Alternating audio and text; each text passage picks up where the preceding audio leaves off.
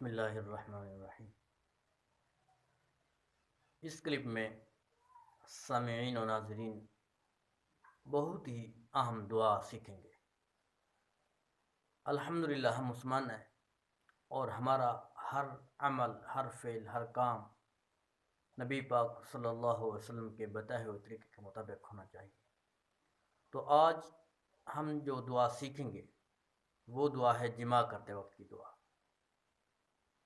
جو ہماری اکثریت ان چیزوں سے ناآشنا ہے۔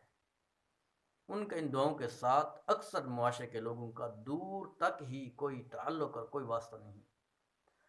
تو آج کی دعا ہے کہ جب میاں اپنی بیوی کے ساتھ جماع کرے تو اس وقت یہ دعا پڑھے: بسم اللہ اللہم جنبنا الشیطان و جنب الشیطان ما رزقتنا۔ یہ دعا جماع کے وقت پڑھ لینی چاہیے، اور اس دعا کا ترجمہ یہ ہے کہ اے اللہ، اللہ کے نام سے شروع، اے اللہ ہمیں شیطان سے دور رکھ، اور شیطان کو اس بچے سے بھی دور رکھ جو تو ہمیں عطا فرمائے گا۔ یعنی جو اس جماع سے اللہ پاک نے جو بچہ عطا فرمایا ہوگا یا عطا فرمائے گا، تو اس کے لیے بھی دعا ہے اور اپنے لیے بھی دعا ہے۔